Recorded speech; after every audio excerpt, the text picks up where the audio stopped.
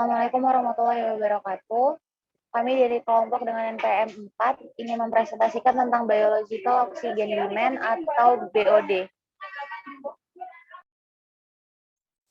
Perkenalkan, nama saya Tiniza Dia Pramesti, NPM 4. Saya Nafira Putri, NPM 14. Saya Riris Utami, NPM 24. Saya Jafina Fia, NPM 34. Saya Belita Yusufiana, NPM 44. Saya Hanuslah Suhardi, NPM 54. Saya Selora Pramasti, NPM 64. Saya Ananda Iqbal Ibrahim, NPM 84. Saya Latifia Zahra, NPM 94. Saya Muhammad Farhan Hakami, NPM 104.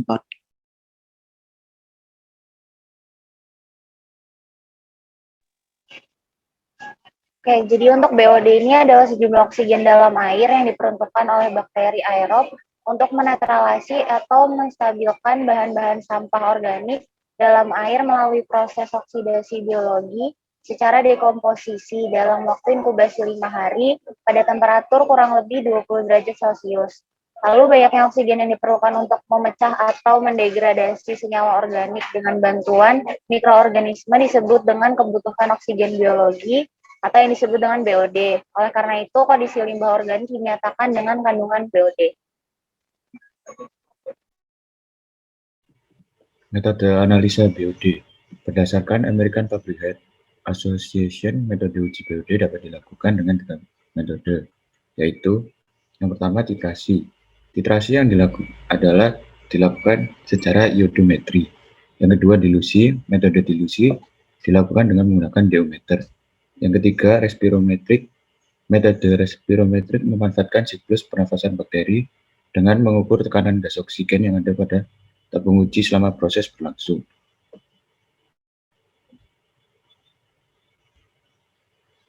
Lalu ada metode analisa BOD yang digunakan. Analisa BOD menggunakan metode yang umum digunakan, yaitu metode titrasi dengan cara Winkler. Metode titrasi menggunakan titrasi iodometri. Analisa BOD secara titrimetri dilakukan berdasarkan SNI tentang cara uji kebutuhan oksigen biokimia. Prinsip pengukuran BOD pada dasarnya mengukur kandungan oksigen terlarut awal dari sampel segera setelah pengambilan sampel. Kemudian mengukur kandungan oksigen terlarut pada sampel yang telah diinkubasi selama 5 hari. Selisih antara sampel awal dan sampel akhir inilah yang merupakan nilai BOD, dinyatakan dalam miligram oksigen per liter. Kemudian ada alat dan bahan untuk analisa BOD. Untuk alatnya ada aerator untuk mengaerasi air pengencer, ada lemari inkubator dengan suhu 20 plus minus 1 derajat Celcius, botol Winkler, pipet volume, lemari timbangan analitik, labu ukur, dan pipet pump. Kemudian bahannya yaitu ada buffer fosfat, larutan MgSO4, FeCl3, kalsium klorida, natrium sulfit, inhibitor nitrifikasi alitoiurea, bahan analisa DO, dan larutan suspensi bibit mikroba. Kemudian untuk langkah-langkah pengujiannya yaitu ada membuat air pengencer dengan menyiapkan air bebas mineral yang jenuh oksigen dan mengatur suhunya 20 plus minus 1 derajat Celcius, kemudian menambahkan 1 ml larutan buffer fosfat, 1 ml larutan MgSO4, 1 ml KCl, 1 ml FeCl3, 1-3 ml bibit mikroba dalam 1 liter air bebas mineral, kemudian diaerasi minimal 2 jam. Memasukkan 5 ml sampel ke dalam labu ukur, lalu menambahkan 250 ml air pengencer, kemudian menyiapkan 2 botol Winkler dan menandai masing-masing botol, lalu memasukkan larutan sampel ke dalam botol Winkler, kemudian menutup masing-masing botol secara hati-hati untuk menghindari terbentuknya gelembung udara.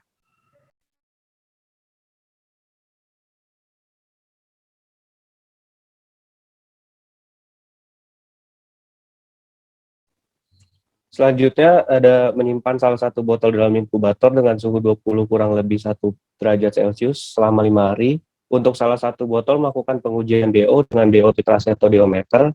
Hasil pengukuran merupakan nilai DO 0 hari. Pengukuran DO dilakukan tidak lebih dari 30 menit. Melakukan pengukuran DO pada botol yang diinkubator selama 5 hari. Hasil pengukuran DO merupakan nilai DO 5 hari. Melakukan hal yang sama dengan melakukan beberapa pengenceran 2 atau 3 dengan 10 ml sampel.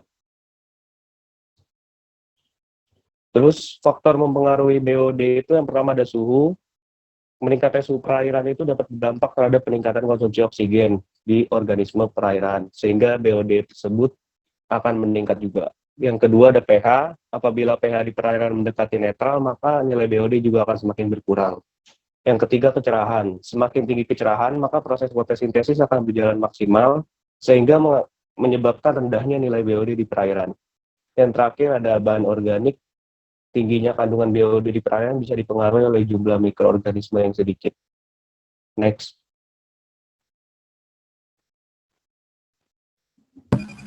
Dampak BOD terhadap perairan. Pencemaran air berdampak terhadap menurunnya kegiatan ekonomi dan sosial akibat banyaknya bahan organik yang melebihi standar baku mutu atau kandungan zat beracun di perairan.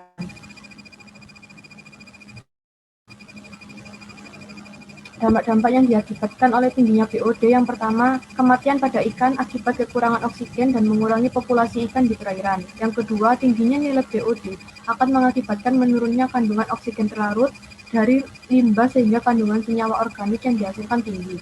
Yang ketiga, habisnya oksigen terlarut akan menyebabkan tumbuhnya organisme anaerob beserta hasil metabolisme yang menyebabkan bau. Yang keempat, apabila BOD semakin tinggi, maka kehidupan di perairan semakin terancam secara progresif, menandakan rendahnya kandungan oksigen terlarut di perairan.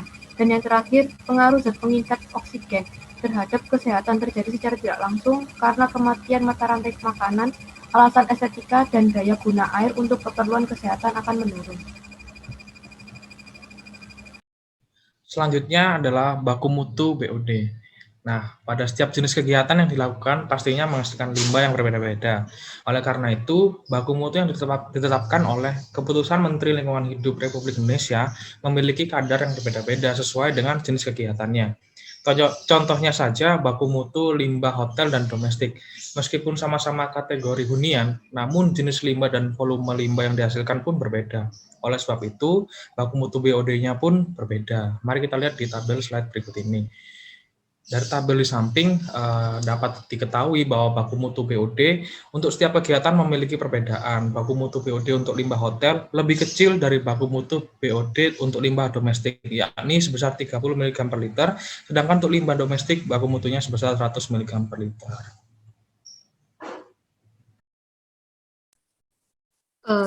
Untuk hasil dan pembahasan, kita memakai dua jurnal. Yang pertama ada BOD dan DO Identification of Juniperang River Water as Water Source, dan yang kedua adalah Dynamics and Factor that affects DO BOD concentration of Madiun River. Untuk jurnal yang pertama, yaitu penelitian ini mengidentifikasikan kualitas dari air sungai Jeneberang sebagai sumber air baku untuk PDAM. Parameter yang dianalisis ada kekeruhan, BOD, dan DO. Untuk BOD, yaitu menggunakan metode titrimetrik. BOD merupakan indikator adanya pencemar yang disebabkan oleh limbah organik, baik dari industri maupun domestik. Berdasarkan data laboratorium berkaitan dengan PP 82 tahun 2001, air sungai Jeneberang dapat dikualifikasikan menjadi air kelas 2 yang mana dibolehkan untuk dijadikan air baku sebagai air minum dengan nilai BOD kurang dari 3 mg per liter. Hasil dari parameter BOD dapat dilihat pada tabel berikut.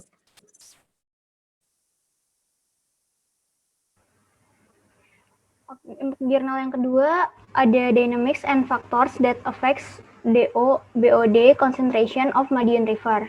Penelitian ini fokus dalam membahas dan menentukan konsentrasi DO dan BOD di Sungai Madiun yang disebabkan oleh limbah organik yang berasal dari kegiatan domestik dan juga populasi penduduk yang besar, juga area pertanian dan peternakan di sekitar aliran sungai.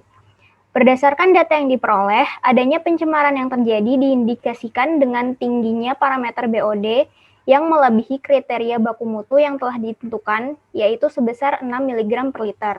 Untuk hasil pengamatannya dapat dilihat pada grafik di samping. Kemudian untuk kesimpulan jurnal, pada jurnal pertama yaitu dengan judul BOD and Geo-Identification of Jeneberang River, Water as Water Source, dianalisa bahwa air sungai Jeneberang memiliki kualitas air sungai yang dinilai lebih baik pada parameter DO dan BOD dibandingkan dengan jurnal yang kedua. Parameter DO dan BOD di Sungai Jeneberang dikategorikan masuk ke dalam kelas 2 untuk kelas air berdasarkan PP nomor 82 tahun 2001 dan sesuai dengan baku mutu air minum, yaitu untuk parameter DO minimal adalah 4 mg per liter dan BOD maksimal 5 mg per liter.